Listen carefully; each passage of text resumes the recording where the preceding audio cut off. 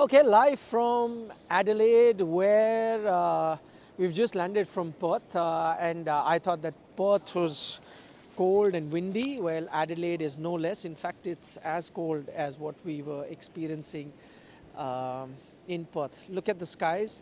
When we were landing from the aircraft, I could see grey skies. It was raining non-stop here in Adelaide. And Adelaide, remember, is the venue for India's next encounter at the T20 World Cup. So, as you know, India are going to be playing Bangladesh up next. Crucial games now coming up for India, considering they lost to South Africa, which means they can't afford another slip up. They have to win their two remaining games to qualify for the semi-final.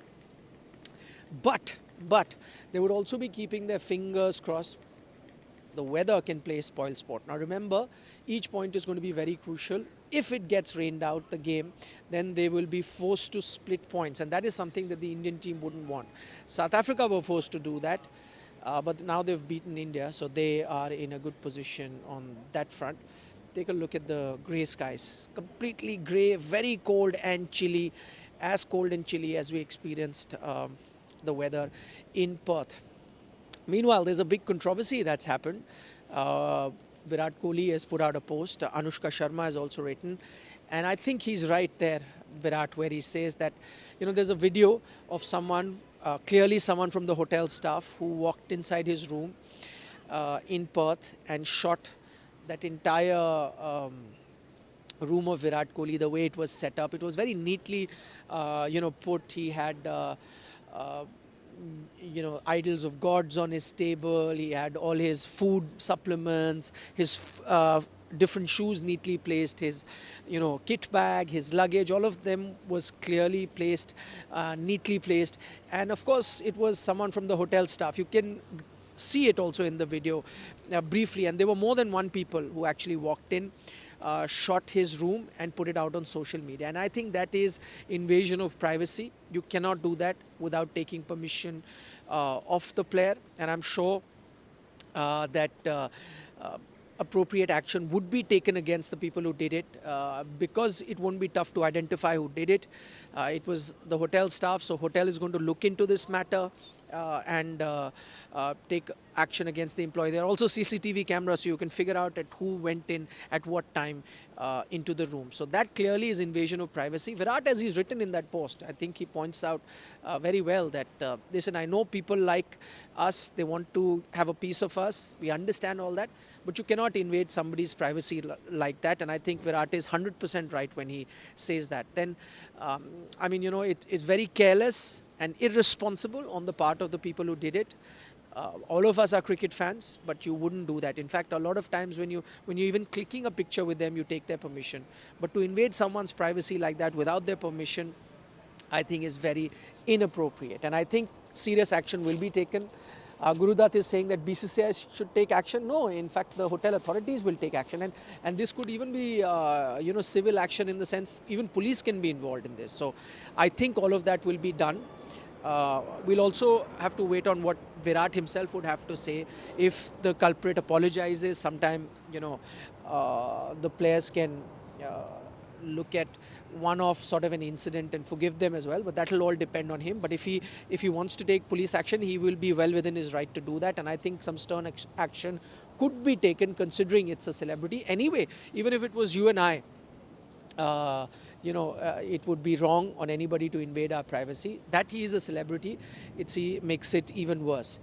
But the big news at the moment from Adelaide: very cold, windy, and it's raining. India's match is still 3 days away. It's 31st. They're playing on the 3rd at the Adelaide Oval versus Bangladesh. Bangladesh not looking like the team that they used to at one point, but you never know. In the T20 format, we've seen Zimbabwe upset Pakistan. Ireland have upset England. So India would have to be very careful. But more than anything, more than fearing Bangladesh, they would be fearing the weather, because no one would want to split points. That could be very crucial in the race to the semi-final. So that's the update from Adelaide. We'll keep bringing you more updates. Don't forget to subscribe to Sports Today. Don't forget to press the bell icon as well. And I'll keep bringing you all the update. The Indian team is still not reached here. They're scheduled to reach here in about 3 hours from now. So, you know, yeah, a little later. So they've not arrived as yet. They'll be arriving in a few hours from now. They will be greeted though with the grey clouds and the cold weather.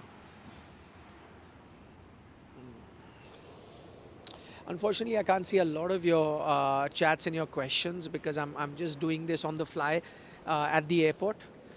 But plenty of things for India to ponder over. There will be a few changes, I think, in the next game versus Bangladesh. They would have to. I don't see wholesale changes, and with one loss, you're not going to make wholesale changes, but a few changes will definitely be made. I think it it would be UZ Chehel who might just come in. Of course, Deepak Huda also. I don't want to say this about any player. It's going to be harsh. But Deepak Huda, the way he got out, I know a lot of batsmen were not successful, but the way he got out, it just showed that he just doesn't belong to that level. Whether it was pressure, whether it's the mixed signals or the kind of advice he's getting, is he confused with the kind of advice he's getting? All of that put into place, I don't know. But that's for the player to sort out. At the moment, he's not looking like a player that can help India do well. So he's definitely going to go out. That seems to be a problem area because the kind of pitches on offer here may not be suiting Akshar, but most likely Akshar will come in. And I think maybe there's time also to look at UZ Chahal. KL Rahul, yes, I agree he hasn't performed, but I'm just telling you what the team management is thinking, as Perak is pointing. I think the team management is not going to lose patience over him. They are going to have him in the playing 11 in the next few games. If he is not to perform in the next couple of games, will they gamble in the semi-final? They very well could by, thinking out of the box, bringing someone else. At the moment, I don't think they're going to look at replacing him. And ditto for DK. I think both of them are going to be playing the next two games. Amit, I've already explained the Virat Kohli controversy. Just go back onto the video and check that out. Status of DK injury, Bhanu Sharma, good question. I don't know the exact status right now. He had a lower back issue. The team is monitoring him. As soon as we get to know something more, we'll update that too. Ajay Pandey says Rahul doesn't show intent. He does show intent. I think the problem is not a question of intent. I think the problem is of confidence with KL Rahul. I think he lacks in confidence. When he's in flow, he can show intent. He can bat at a very high strike rate.